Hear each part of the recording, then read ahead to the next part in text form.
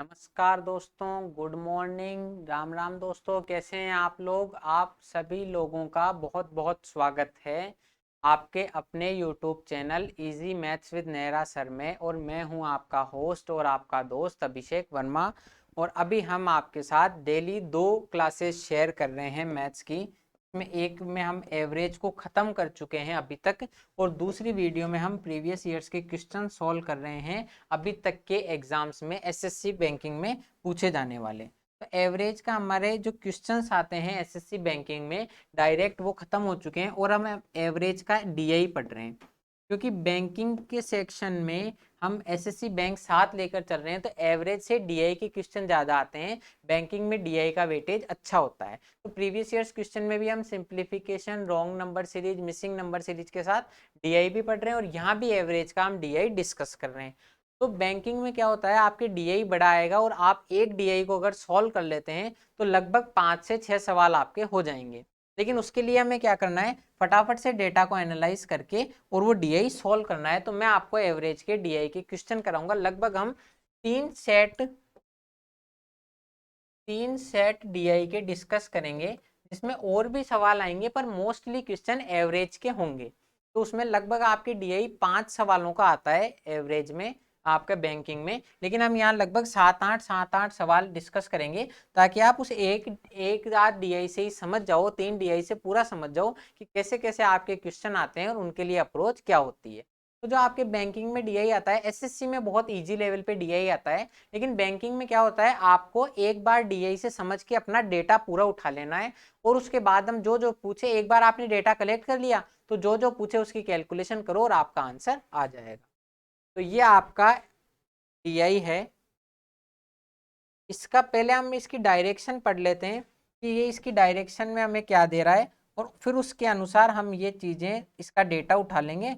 और फिर आपके सवाल, एक बार आपने डेटा अच्छे से कवर कर लिया तो आपके सवाल चुटकियों में हो जाएंगे। देखो, इसमें थोड़ा सा मुझे लगता है ज़्यादा समझ में आ रहा है। एक बार इसमें इंग्लिश डेटा पढ़ लेते हैं। Given data is about 3 new book stores in which opened in a city. ये किन्हीं भी एक सिटी के 3 बुक स्टोर्स के बारे में जानकारी दे रहा है, ए, बी और सी। उनकी सेल्स और उन्होंने कितनी किताबें मंगाई, और दी एंड दियर सेल की उन्होंने कितनी किताबें मंगाई और कितना सेल किया, ये इसमें आपको बता रहा है। All three shops imported different number of books on first day from a publisher and sold a few them। मतलब अब सभी किताबों वालों ने क्या, एक पब्लिशर से अलग अलग संख्या में किताबें मंगाई, कुछ उनमें से बेच दी और कुछ उनमें से बच गई। Unsold books are left in the store of respective book shop. तो जो भी आपके बुक शॉप में बची, कि भाई इतनी किताबें मेरे पास बच गई है, तो वो उन्होंने सबने अपने बुक स्टोर में स्टोर कर ली। ठीक है। The number of books sold by book shop C is 500।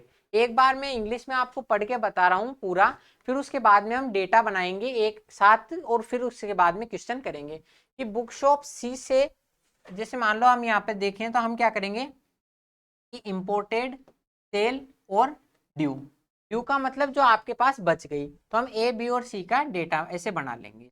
ठीक है।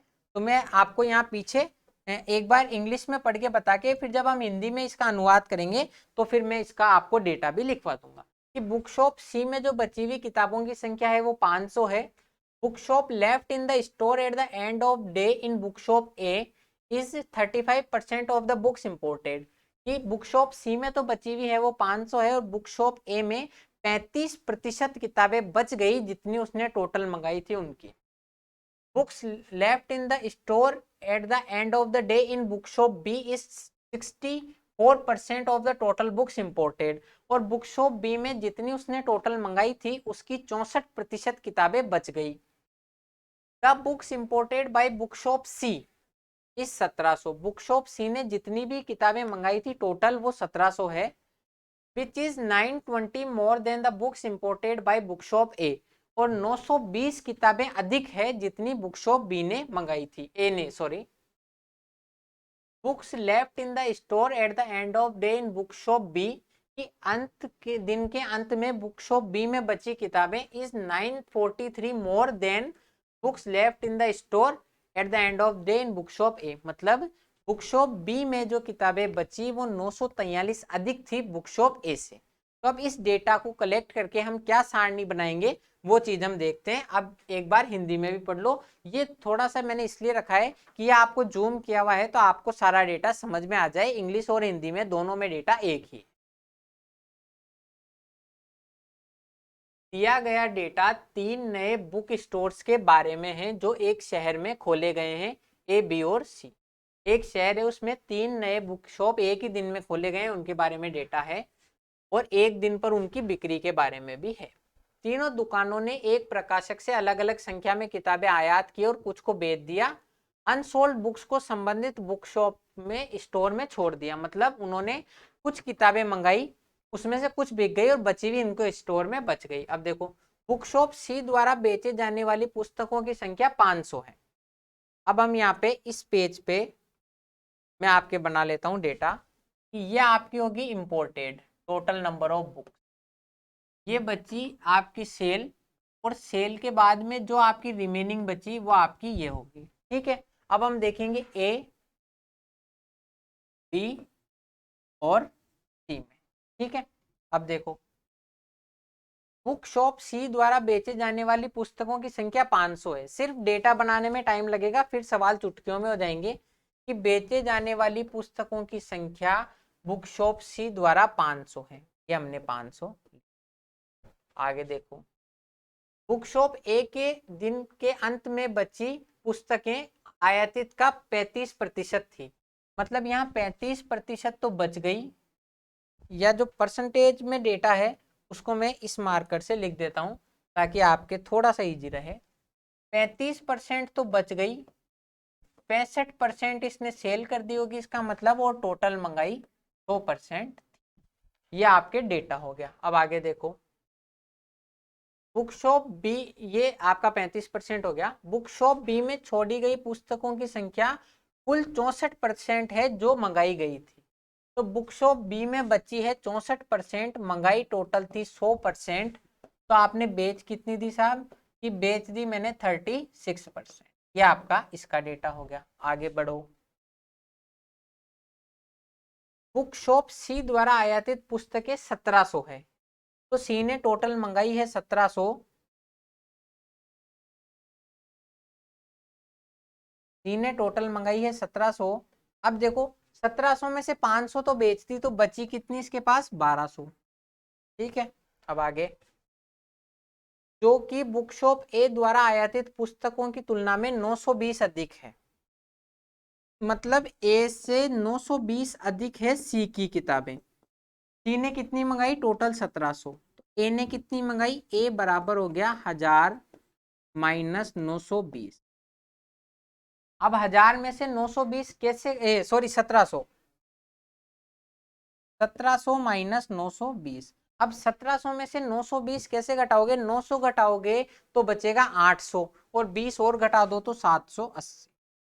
तो यह आपके ए द्वारा मंगाई गई टोटल किताबें थी 780। ठीक है, अब आपको ए का डेटा पता पड़ गया।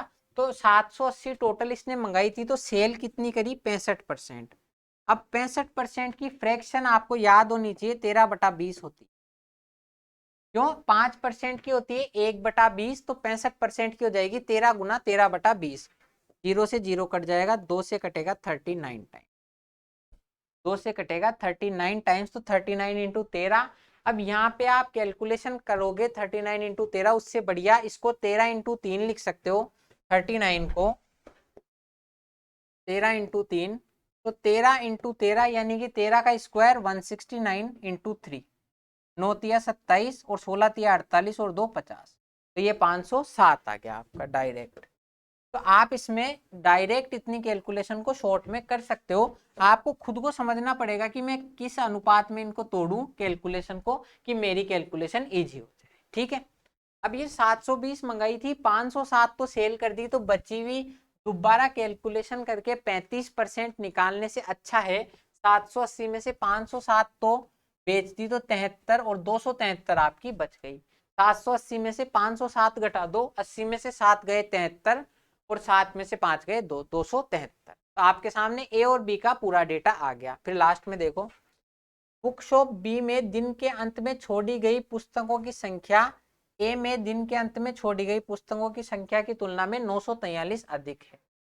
तो बी की जो रिमेनिंग है वो ए की रिमेनिंग 273 से कितनी अधिक है, 943। तो 943 अधिक, ये 943 जोड़ देंगे, 3 और 3 6, 7 और 4 11, 9 और 1 10 और 2 12, तो ये 1216 आपकी बी द्वारा रिमेनिंग है। बस अब आप बी की टोटल भी निकाल सकते हो कि 64% की वैल्यू आपके सामने 1216 है, तो 100% की वैल्यू 1216 बटा 64 इंटू 100। अब आप अगर 64% की फ्रैक्शन जानते हो तो वो 16 बटा 25 होती है, डायरेक्ट 16 बटा 25 कर दो और 16 से काट दो, 4 चौक 16, ये 3 0 4, 4 से कट जाएगा 76, तो 76 इंटू 25 1900 आपका आ गया। ये देखो मैंने क्या किया है वापस से कि मैंने 1216 बटा 64 इंटू 100 किया, यह आपको समझ में आ जाए इसलिए मैं कैलकुलेशन से कर रहा हूँ। ये हो जाएगा 16 और ये हो जाएगा 25, ठीक है।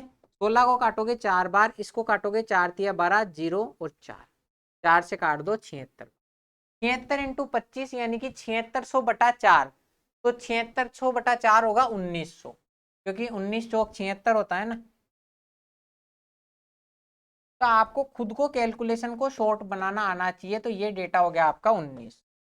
अब इससे 64% से 36% निकालो, इससे बढ़िया है कि 1900 मंगाई थी, 1216 तो मेरे पास बच गई, तो मैंने बेची कितनी 84, फिर 1300, 684 मैंने बेच दी। 1900 में से 1216 घटाओगे, 1200 घटाते तो आता 700, 16 और घटा दो 684। अब आपके सामने पूरा डेटा आ चुका है, ये आपका कि कितनी मैंने मंगाई ए बी और सी में, कितनी उसमें से सेल करी और कितनी मेरे पास बची। अब शुरू से हम सवाल कर रहे हैं, केवल 12 मिनट लगी हमें अभी तक की वीडियो में डेटा कलेक्ट करने में। अब इसके बाद में 12 मिनट में हमने ये कर लिया, तो आगे हम डेटा की मदद से सारे सवाल चुटकियों में कर दें। बस अभी हमारा पहला क्वेश्चन है, तो पहला क्वेश्चन आपकी स्क्रीन पे बिल्कुल हाजिर है। अब आपको कुछ भी नहीं करना, उधर से डेटा उठाओ और आंसर कर दो। क्वेश्चन क्या पूछ रहा है, बुक शॉप बी में दिन के अंत में बची हुई कुल पुस्तकों की संख्या। बुक शॉप बी में कितनी पुस्तकें बिना सोल्व हुए बच गई, वो देखो। ये बुक शॉप बी, इसमें रिमेनिंग कितनी बची 1216, ये आपका डायरेक्ट आंसर हो गया। बुक शॉप सी में बची हुई पुस्तकों की संख्या है 1216। समझ में आ गया। आपको डीआई में करना क्या है, मैं आपको वही तरीका बता रहा हूं जो आपको एग्जाम में काम में लेना है। आपने इस डेटा को कलेक्ट किया, इस डेटा में जो जो कहा उससे हमने यहाँ पर डेटा बनाया। इस 500 मंगाई थी, 500 तो सेल कर दी, 1200 बच गई, तो टोटल 1700 मंगाई थी। उसके अनुसार हमने निकाल दिया कि भाई बी ने कितनी मंगाई थी, जिसमें से आधी उसने बेच दी थोड़ी बहुत और थोड़ी बहुत बच गई। ए ने कितनी मंगाई थी, जिसमें से कुछ उसने बेच दी और कुछ उसमें से बच गई। अब बुक शॉप बी के अंत में बची हुई स्टोर में संख्या, तो बुक शॉप बी में रिमेनिंग कितनी है, तो 1216, यह आपका आंसर हो जाएगा। 1216 आपका आंसर हो गया। तो बुक शॉप सी के अंत में बची हुई पुस्तकों की संख्या है 1216। अगला क्वेश्चन देखो, बुक शॉप सी के स्टोर में, बुक शॉप सी के स्टोर में कुल पुस्तकों का कितना प्रतिशत बचा है। कि बुक शॉप जो बी है, सॉरी, बुक शॉप सी जो है उसके स्टोर में टोटल उसने जो पुस्तकें मंगाई थी उसका कितना प्रतिशत बचा है। How much percentage of total imported books are left in store book shop C. अब देखो, बुक शॉप सी में इसने टोटल मंगाई थी 1700, उसमें से बचा कितना है 1200, बस ये परसेंटेज में निकाल देंगे कि बुक शॉप सी में इज रिमेनिंग परसेंटेज, कि सी में कितना प्रतिशत बचा है ये हमें ज्ञात करना है। कि सी स्टोर की जो रिमेनिंग बुक्स है उनका परसेंटेज, कि 1200 किताबें बची है 1700 में से, तो 100 में से कितनी बची। 00 से 00 कट जाएगा, और 1/17 की आपको फ्रैक्शन वैल्यू अगर याद है तो बहुत अच्छी बात है, अगर याद नहीं भी है तो आप डायरेक्ट कर सकते हो 17 का भाग दे दो 1200, 17 का भाग दे दो 1200 में 17 सत्ते 119 बचा 1 0, तो ये एक आपने जीरो उतार लिया तो भाग टूटी जीरो और पॉइंट लगा दो 100। 17 5 85, तो ये 85 बटा 15 और 17 अंटे 136 होता है, तो 70.58। अब ये 70.58 कैसे आया, मैं आपको भाग दे के भी बता रहा हूं, क्योंकि डीआई में भाग में गलती हो जाती है, शुरू में हम भाग भी देखेंगे। अब इसको आप डायरेक्ट भी थोड़ा सा आप यहाँ से अंदाजा लगा के कर सकते हो, कैसे कि 17 में 1200 का भाग देना है। यहाँ से देखो तो 17 सत्ते 119 बचेगा 10, उसमें भाग नहीं जाएगा तो 0 पॉइंट।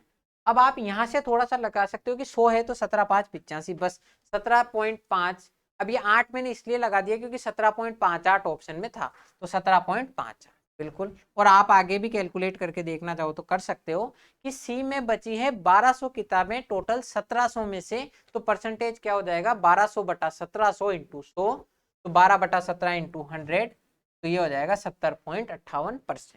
अगला क्वेश्चन देखो, बुक शॉप ए और बुक शॉप सी द्वारा आयातित औसत संख्या की किताबें बताओ, कि बुक शॉप ए और सी ने टोटल कितनी किताबें आयात की, उसकी औसत संख्या बताओ। तो यहां से देखो ए ने इंपोर्ट की थी या आयात की थी 780 और सी ने की थी 1700। अब ये देख लो, ए ने आयात की थी 780 और सी ने की थी 1700, तो हमें ए और सी का एवरेज निकालना है, तो बस एवरेज निकाल दो, ए प्लस सी बाई, तो 1700 और 780 हो गया 2480, 2480 का आधा कर देंगे तो जाएगा 1200, 1240 है क्या 1300, नन, ये आपका नन सही आंसर। कैसे कि हमने ए ने आयातित की थी 1700 और ए ने की थी 780, यहां से ए ने मंगाई थी 780 और सी ने मंगाई थी 1700, तो हमें निकालना है ए और सी का एवरेज आयातित किताबें, तो ए और सी का एवरेज 1700 और 780 2480 का आधा हो जाएगा 1240, तो ये आपका नन ऑफ दीस हो जाएगा। अब इसको आप एवरेज को यहाँ पे हमने एवरेज में इतना कंसीडर किया है कि आप यहाँ से डायरेक्ट भी निकाल सकते हो कि 780 होता, अगर ये 780 होता तो ज्यादा कितना है तो 920 ज्यादा है, ये भी दोनों में बट जाए, कि अगर ये भी 780 होता तो आपका एवरेज 780 होता, बचा हुआ 920 हम दोनों में बांट देंगे, तो 920 दोनों में बांटेंगे तो 460 एक को मिल जाएगा, 780 और 460 हो गया 1200। ऐसे निकालो, पूरा जोड़ के निकालो, बात एक ही है, आपको दोनों तरीके से करना आना चाहिए कि 780 बचा हुआ 920 का डिफरेंस दोनों में बटेगा तो 460 मिलेगा, तो 1240 आपका एवरेज। बुकशॉप ए द्वारा बेची जाने वाली पुस्तकों की संख्या क्या है, बुकशॉप ए ने कितनी संख्या में पुस्तकें बेची, तो इस डेटा में से उठा लो कि बुकशॉप ए ने पुस्तकें बेची 507, देखो है क्या ऑप्शन में 507, बिल्कुल है। अब कुछ सवाल तो आपको जैसे ही आपने डेटा कलेक्ट करा बिना कैलकुलेशन के थाली में परोसे हुए मिल जाएंगे, कि ए द्वारा बेची जाने वाली पुस्तकों की संख्या है 507। ठीक है, अब अगला देखो, बुकशॉप ए द्वारा बेची गई कुल पुस्तकों में से 17/29 17/29 अंग्रेजी भाषा की है, तो बुकशॉप ए द्वारा बेची जाने वाली उन पुस्तकों की संख्या का पता लगाइए जो अंग्रेजी भाषा की नहीं है। मतलब टोटल इसमें क्या कहा हुआ है कि अगर बुकशॉप ए ने 39 किताबें बेची है समझो, तो उसमें से 17 तो ऐसी है जो इंग्लिश की किताबें हैं, तो बची हुई जो है वो नॉन इंग्लिश हो जाएगी, नॉन इंग्लिश बुक्स हो जाएगी 22, कि 17/39 यानी कि 39 में से 17 किताबें तो इंग्लिश की है, तो जो किताबें इंग्लिश की नहीं है वो 22 हो जाएगी, तो हमें क्या चाहिए नॉन इंग्लिश बुक चाहिए, तो नॉन इंग्लिश बुक की संख्या हो जाएगी 22/39 इंटू ए की टोटल बुक, ए की टोटल सेल बुक। अब ए की टोटल सेल इसने कितनी करी थी, पीछे जाने की जरूरत नहीं है, यहाँ पे देख लो, ए द्वारा बेची गई पुस्तकों की संख्या है 507, ए ने कितनी बेची थी टोटल 500, टोटल 507 बेची थी। तो 22/39वां भाग ऐसा है जो नॉन इंग्लिश बुक्स का है, इसको काट दो। 13 से कटेगा 3 बार, 13 से कटेगा 13 3 39, 13 नाम 100, ये इससे कट जाएगा 13 बार। ये कटेगा 39 इंटू 13 था, 39 से कट जाएगा 13 बार, 13 इंटू 22। अब आप इसको देखो, 11 से मैंने आपको बताया था कि 13 दूनी 26, तो 2 ऐसा 6 ऐसा 2 और 6 8, तो 286 आपका आंसर। कि इसको 13 इंटू 22 करना है तो 13 इंटू 2 इंटू 11 लिख सकते हैं। 13 दूनी 26 इंटू 11, 2 ऐसा लिख दो, 6 ऐसा लिख दो, 2 और 6 8 20। तो 286 नॉन इंग्लिश बुक्स हैं जो ए स्टोर द्वारा बेची गई हैं। ए द्वारा बेची गई नॉन इंग्लिश बुक्स हो जाएगी 286। अब अगला डेटा देखो, ए तथा बी में बची पुस्तकों की औसत संख्या और सी में बची पुस्तकों की संख्या का अनुपात ज्ञात करो। मतलब ए और बी में बची गई पुस्तकों की संख्या औसत और सी द्वारा बची पुस्तकों की संख्या का हमें अनुपात ज्ञात करना। तो ये देखो, ए और बी में बची कितनी, ए में बची है 273 और बी में बची है 1216। तो ये आपका हो गया।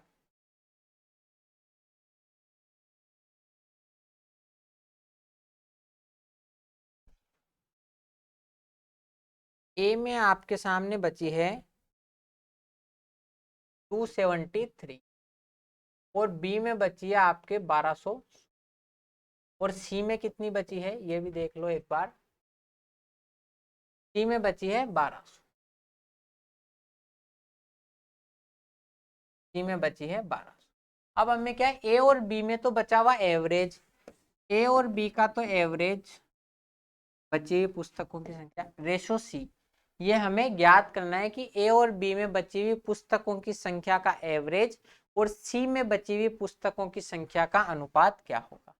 ए और बी का एवरेज निकाल दो, 1216 प्लस 273/2 रेशो 1200। ए और बी का एवरेज ऐसे तो निकालेंगे, ए प्लस बी बटा 2 और 1200। अब देखो 6 और 3 9, 7 और 1 8, 12 और 2 1489 या 1489/2 रेशो 1200। अब ये 2 से 9 नहीं कटेगा, पॉइंट में आएगा।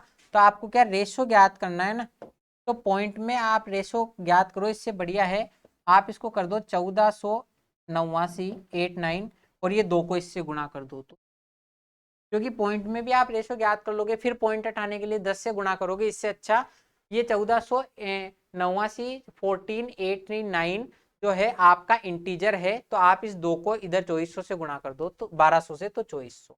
तो ए और बी के एवरेज का रेशो, ये यहाँ से ए और बी के एवरेज का रेशो किससे, सी द्वारा बची पुस्तकों की संख्या से क्या हो जाएगा, ए प्लस बी यानी कि 1489/2 रेशो 1200। तो 1489 रेशो 2400 है क्या ऑप्शन में, बिल्कुल ये बी ऑप्शन आपका सही हो जाएगा। 1489 रेशो 2400 आपका आंसर। अब देखते हैं 7, औसत रूप से आयातित पुस्तकों की कितनी प्रतिशत पुस्तकों की बिक्री हुई है। मतलब ये पूछ रहा है कि हम टोटल में अगर कंसीडर करें तो हमने एवरेज जो इंपोर्ट की थी,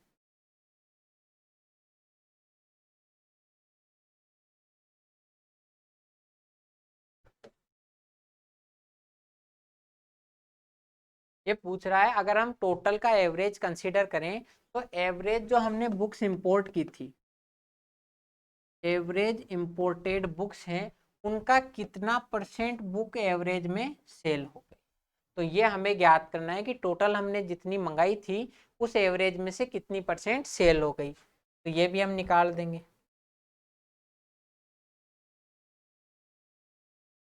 ए बी और सी ने मंगाई थी टोटल 1700 और 1900, 3600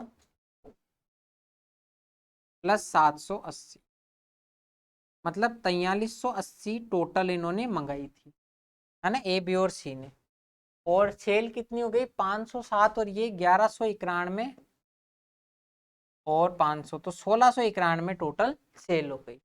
500 और 500 1007 और 684 1691 सेल हो गई। अब देखो आपने एवरेज इंपोर्ट की थी 4380/3, क्योंकि एवरेज कैसे निकलता है, टोटल जो आपका सम है उसमें नंबर ऑफ जो आपके अवसर हैं, नंबर ऑफ लोग्स हैं, सॉरी नंबर ऑफ पीपल्स हैं, जो भी है नंबर ऑफ बुक्स हैं, उसका भाग दे दो। और ये सेल का एवरेज कैसे निकलेगा कि आपने टोटल मंगाई थी 1691, उसमें 3 का भाग। हमें क्या करना है, एवरेज सेल बटा एवरेज इंपोर्टेड इंटू 100। अब आप समझो मैं 1691/3 करूंगा, उसमें 4380/3 करूंगा तो 3 से 3 कट जाएगा। तो कभी भी जब आपसे दोनों में एवरेज पूछे ना, तो आप टोटल का रेशो भी निकाल सकते हो। जैसे ये 4380 है और ये 1691, तो आप इसमें भी 3 का भाग दोगे और उसमें भी 3 का भाग दोगे, रेशो में 3 से 3 कट जाएगा। इससे अच्छा है कि आप टोटल इसी का कंसीडर कर दो कि 1691 होगा बटा 4380 क्यों, क्योंकि आप एवरेज निकालोगे यहाँ 3 से गुणा करोगे और यहाँ बटा में 3 करोगे, तो वो 3 से 3 कट जाएगा। इससे अच्छा है हम उतना कैलकुलेट करें ही नहीं और डायरेक्ट हम टोटल से टोटल का रेशो। अब ये हमें कैलकुलेट करना है। अब ये कैलकुलेट कैसे करेंगे, आपको कैलकुलेशन की आपकी स्किल थोड़ी सी इंप्रूव करनी पड़ेगी। 0 से 0 कट गया, अब आगे आप इसको कैसे करोगे, काट के देखो। ये 2 से जाएगा,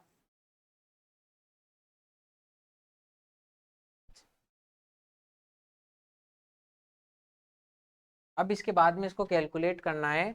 तो 1691 इंटू 5, तो 1700 को 5 से गुणा करेंगे तो आएगा 8500 और 9 पंजे 45, इसमें से कम कर दो तो 8455 आएगा आपके।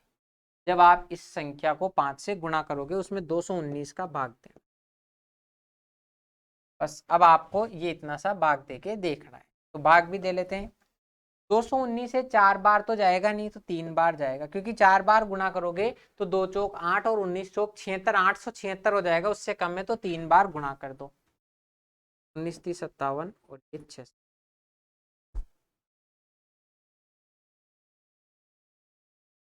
188। ये आपको खुद से करनी है कैलकुलेशन, मैं आपको बता रहा हूँ एक बार फिर भी कि 657 घटाएंगे तो 645 घटाते तो 212 एक्स्ट्रा घटा रहे, 12 की कमी कर दो 188 और ये ऊपर से 5।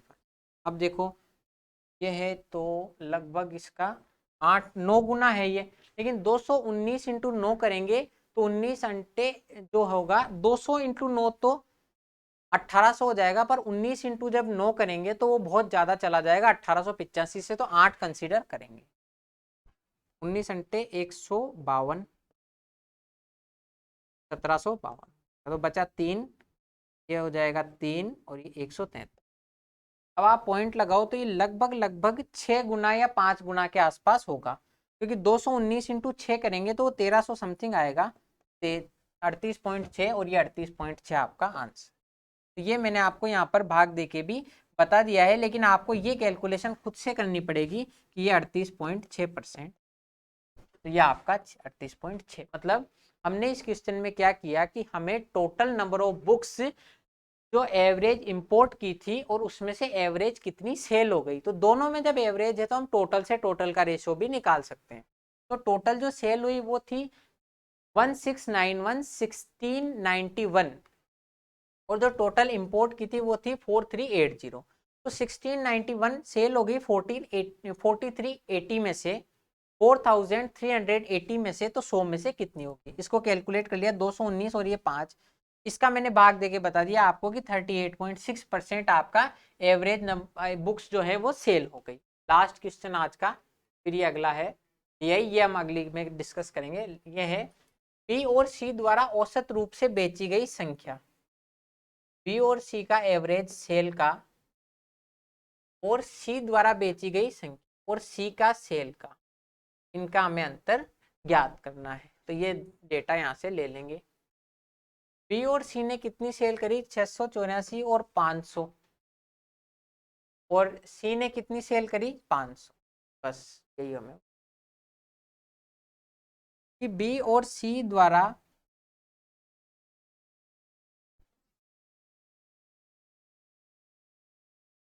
बी और सी का एवरेज सेल, बी और सी का एवरेज सेल हो जाएगा 684 प्लस 500 बटा 1184 बटा, तो कैसे करेंगे, 2 पंजे 10, 2 नाम 18, 592। ये आप डायरेक्ट कैसे करोगे कि ये 1200 से 1600, 1200 से 16 कम है, तो इसमें आधे का भाग देंगे, वो 600 से 8 कम होगा 592 और सी ने कितनी सेल करी, तो सी की जो सेल थी वो 500, तो बी और सी की एवरेज सेल थी 592 और सी की सेल में कितना अंतर है, तो 592 और 500 में अंतर है 92 का, तो आपका इसका आंसर आ जाएगा 92। इस तरीके से हमने सारे सवाल कर दिए कि बी और सी की एवरेज सेल थी 684 और 500 बटा 2 592, तो ये 592 इनकी एवरेज सेल थी और सी की सेल थी 500, तो इन दोनों के मध्य का अंतर जो है आपका, तो जो डिफरेंस होगा दोनों के मध्य वो डिफरेंस हो जाएगा आपका 92, ये आपका 92 आंसर। इस तरीके से इन क्वेश्चंस को करेंगे। तो इन सवालों को करने का आपको यही तरीका है कि आपसे 8 सवाल पूछ रहे हैं, आप एक बार डेटा कलेक्ट कर लो, क्योंकि हर सवाल में आप बार बार डेटा कलेक्ट करोगे वो संभव नहीं है। एक बार डेटा कलेक्ट करके अच्छे से आप इसको रख दो, फिर उसके बाद में जो आपसे पूछे वो डायरेक्ट आप उठा के बता दो। जैसे बी की लास्ट में बची हुई तो 1216 थी, डायरेक्ट बता दो। कुछ आगे कैलकुलेशन करवाए, औसत निकलवाए। देखो इससे एक ही डीआई में हमारे परसेंटेज के सवाल भी हैं, डायरेक्ट कैलकुलेशन के सवाल भी हैं और औसत के सवाल भी हैं। तो आपसे औसत के बैंकिंग में ऐसे डीआई के क्वेश्चन पूछे जाते हैं। तो आपको यही करना है कि जहां आपसे औसत पूछे, ए और सी का औसत, ए का डेटा है ये, बी का डेटा है ये, औसत जोड़ के आधा कर दो। इस तरीके से इन सवालों को करना है। मैंने आपको बताया कैसे हम एवरेज के रेगुलर क्वेश्चंस करेंगे और बैंकिंग में जो एवरेज के डीआई के क्वेश्चन आते हैं वो भी हम कैसे करेंगे। तो आपको करना यही है, इन वीडियोस को अच्छे से देखना है। अगर तरीके पसंद आ रहे हैं, आपकी इंप्रूव हो रही है स्पीड, तो वीडियोस को लाइक करना है, दोस्तों के साथ शेयर करना है, अच्छे से नोट्स बना के पढ़ाई करनी है। तो आज की वीडियो में इतना ही। अब मैं मिलूंगा आपसे अगली वीडियो में, तब तक के लिए थैंक यू, जय हिंद।